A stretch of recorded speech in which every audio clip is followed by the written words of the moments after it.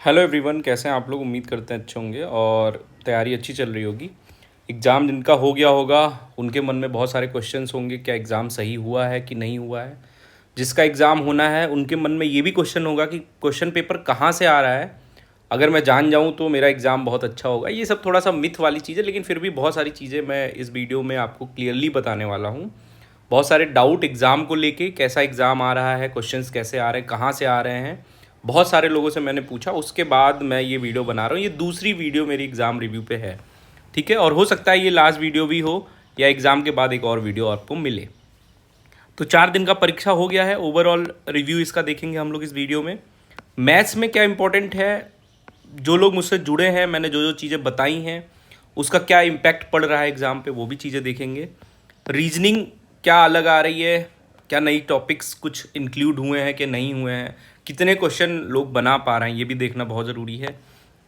GS में क्या कुछ अलग आ रहा है या पिछले साल के का ही प्रोटोटाइप रिपीट हो रहा है, या कुछ इजी हो रहा है, कुछ इजी चीज़ें जो हम लोग छोड़ रहे हैं वो आ रही एग्ज़ाम में, ये भी जानना बहुत ज़रूरी है। अटेम्प्ट कितना लोगों का हो रहा है और रियलिटी क्या होती है। अटेम्प्ट जो आपको बताएंगे ना कि 100-90 हो रहा है, उसकी रियलिटी क्या है, और लास्ट में आपको क्या करना है वो ये आपको इस वीडियो में मैं बताऊंगा। ठीक है, चलिए स्टार्ट करते हैं। सबसे पहले एक छोटा सा रिव्यू देखिए। ऐसा आप लोग का ही रिव्यू है, जब बताते हैं तो बहुत अच्छा होता है।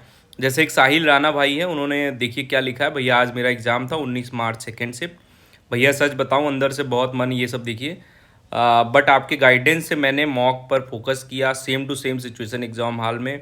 फर्स्ट डाउन 16-17 मैथ्स में किए, बाद में 29 कर लिया हमने। ठीक है, पहला एग्जाम था। जीके में भी 30 प्लस रहेगा इस बार, ये बता रहे। ठीक है, 30 कह रहे हैं, 25 भी मान लो तो बहुत है। और दूसरे एक भाई यादव यादव करके कोई है, मैंने कंप्यूटर पहली बार पढ़ा। आपके कंप्यूटर वाले 7 क्लास से भैया 5 में से 4 क्वेश्चन डायरेक्ट फंसे हैं।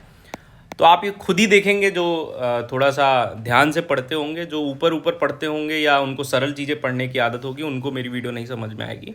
बाकी आप बुद्धिमान हैं। चलिए वीडियो स्टार्ट करते हैं। तो 16, 17, 18, 19 मार्च का रिव्यू क्या देना है आपको इसमें। बस ये समझिए कि जो एग्ज़ाम हो रहा है उसमें बहुत कोई भी मतलब रेडिकल चेंज नहीं है, कोई परिवर्तन नहीं है। मैं हमेशा से आपको सजेशन देता हूं कि भाई अगर आप एग्ज़ाम देने जा रहे हो तो करंट ट्रेंड को फॉलो करना बहुत ज़रूरी होता है। इसका क्या मतलब होता है, मैंने आपको बताया था कि रिसेंटली जो भी एग्ज़ाम है, चाहे एसएससी के हों या आपके टेक्नीशियन के हों, कोई भी एग्ज़ाम जो हुआ है उसके क्वेश्चंस को देखना एक बार आपके लिए बहुत ज़रूरी होता है। मैथ्स के लिए क्या करना होता है, 16, 17, 18, 19 मार्च के एग्ज़ाम को एक शब्द में अगर बोलें तो ये एग्ज़ाम इजी तो नहीं कह सकते, लेकिन मॉडरेट हम कह सकते हैं। जो क्वेश्चन जिन्होंने प्रैक्टिस अच्छे से पीवाईक्यू किया होगा और अच्छे से मॉक दिया होगा और सारे सिलेबस को पढ़ा होगा, उनके क्वेश्चन इसमें अच्छे से बने होंगे विथ प्रैक्टिस के साथ। ठीक है, मैथ वगैरह सबके बारे में एक एक करके बात करते हैं। मैथ्स क्या है कि मैं जब भी आपको एडवांस मैथ्स की स्ट्रेटजी वीडियो बनाता था, आप पुरानी वीडियो मेरी उठा के देखिएगा, मैं हमेशा कहता था कि ये एडवांस मैथ से रेलवे सिर्फ 2 से 4 क्वेश्चन पूछता है। और कहाँ से पूछता है, जो लोग परीक्षा दे के आए होंगे, अभी कल एक बच्चा बता रहा था कि अर्धगोले का आयतन पूछा गया था, कि अर्धगोले का आयतन। हमेशा मैं कहता था मेंसुरेशन में 2 चीज़ें आपको फोकस करनी है, एक 2D उठाना है, एक 3D उठाना है। 2D में एरिया होता है, 3D में क्या होता है, वॉल्यूम होता है। सारे फॉर्मूले इसके रट डालने हैं, यहाँ से क्वेश्चन आपको मिलेंगे। ट्रिग्नोमेट्री में हाइट एंड डिस्टेंस से क्वेश्चन, 2-3 क्वेश्चन यहाँ से। जो एसएससी वाले हैं उनको तो कोई दिक्कत नहीं होने वाली है, लेकिन जो स्पेशली रेलवे की तैयारी करते हैं उनके लिए थोड़ा सा ये होता है कि एज होता है, आपको पढ़ना पड़ता है। हो सकता है ये वाला क्वेश्चन भी आ जाए कि स्ट्रेट लाइन पे बना एंगल अगर कोई बाइफेर कर तो 180 होता है, इस पर भी क्वेश्चन आ सकता है, लेकिन बेसिक क्वेश्चन ही इसमें आएंगे। ठीक है, बाकी जो लोगों से पता चला है, क्वेश्चन कैलकुलेशन बढ़िया है। जैसे क्वेश्चन वही आ रहा है कि 2 नल किसी टंकी को इतने टाइम में भरते हैं, एक तीसरा इतने में खाली करता है, या कोई चोर जो है भागता है, रेस वाला क्वेश्चन हो गया। ठीक है, तो स्पीड एंड टाइम वोट वाला क्वेश्चन हो गया, यही सारे क्वेश्चन। लेकिन थोड़ा सा जो अंक दिए गए हैं, डिजिट्स हैं, वो थोड़ा कैलकुलेटिव वाली दी गई हैं, वो बेसिक वाली नहीं है जैसे 10 घंटे में भर देता था, 20 घंटे में। तो इस पे तो आपको काम करना था। मैंने हमेशा बताया था कि आधे घंटे कैलकुलेशन आपको दे रहे हैं तो आप दूसरे बच्चों से 4-5 क्वेश्चन आगे रहेंगे। बाकी मीन मीडियन के क्वेश्चन आ रहे हैं, इसको अगर आपने नहीं किया है तो कर लीजिएगा। माध्य माध्यिका बहुलक इन सारे क्वेश्चंस को ये रेलवे हमेशा पूछती है। बाकी आपको सही सही बता दें तो मैथ्स में जो बच्चा सिलेक्शन लेगा वो 28 क्वेश्चन मिनिमम उसको करके आना है सही सही यूआर से अगर है तो, या आप समझ लो मैं 25 से 28 हमेशा बोलता था, तुमको 28 आपको करके आना है। एक दो गलत मान लो तो 26-27 नंबर आपके मैथ्स में आने चाहिए। ये चीज़ आपको समझना बहुत ज़रूरी है, ठीक है। तो जो आपका टारगेट होना चाहिए कि मैथ्स में फर्स्ट गो में आप 16-17 क्वेश्चन करो, फिर रुको, सेकेंड टाइम में जो भी क्वेश्चन लेंदी हो उनको स्किप करो और सेकेंड अटैम्प्ट में करो। तो ये हो गई मैथ्स की बात। 30 नंबर आपके यहाँ से आते हैं, आप सभी को पता है।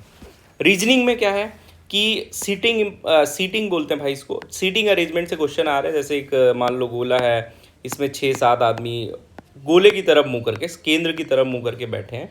जो पहले क्वेश्चन आ रहा है तो कुछ लोग कह रहे हैं कि बाहर की तरफ नहीं पूछ सकता, भाई बाहर की तरफ भी पूछ सकता है। तो इन सब चीज़ों से ज़्यादा घबराना नहीं कि ये आ रहा है तो हम माइंड में यही बना के जाएं कि यही क्वेश्चन आएगा। कुछ भी क्वेश्चन आएगा, इस तरीके के क्वेश्चन आ रहे हैं, आपको ये दिमाग में लेके जा रहा है। सिलॉग वाले क्वेश्चन आ रहे हैं, इसको अच्छे से देख लेना। बाकी जो भी बेसिक चीज़ें सारी पहले थी वैसे ही रैंकिंग वाले क्वेश्चंस आ रहे हैं जो हमेशा रेलवे पूछता है।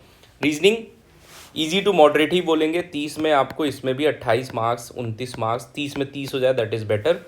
इतना ट्राई करना चाहिए बट ज़बरदस्ती नहीं करना है। हो सकता है आगे पेपर टफ हो तो आपको उसी हिसाब से अपना अनुभव, अपना एक्सपीरियंस और अपनी स्ट्रेटजी फॉलो करना है। दूसरों की स्ट्रेटजी सुनी जाती है, उसके हिसाब से अपनी स्ट्रेटजी बनाई जाती है और वही लोग सफल होते हैं, हम आपको बता दे रहे हैं, ठीक है। तो रीजनिंग में ये सारी चीज़ें देख लेना।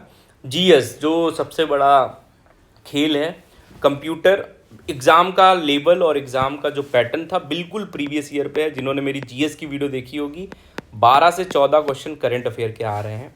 पॉलिटी से आपको पता है मौलिक अधिकार जो होते हैं, मूल अधिकार, वो बहुत इंपॉर्टेंट आर्टिकल होते हैं। उसके आर्टिकल के बीच में घुस घुस के सवाल पूछ रहा है। एक ही वीडियो मेरी मौलिक अधिकार पे पड़ी है, मूल अधिकार पे, वो देख लेंगे तो आपको यहाँ भी ये भी समझ में आ जाएगा। और जो भी केसेस हुए हैं उस वीडियो मैंने सारे केसेस किए हैं, वो वीडियो मैं आपको डिस्क्रिप्शन में टैग कर दूंगा, वहाँ पे जाके आप देख लेना।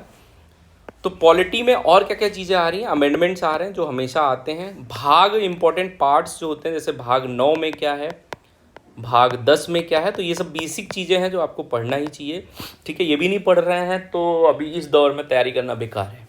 पॉलिटी एज यूजुअल जैसे पहले थी वैसे ही आ रही। करंट अफेयर एज यूजुअल आ गया पढ़ा हुआ तो सही, नहीं आया तो भी सही।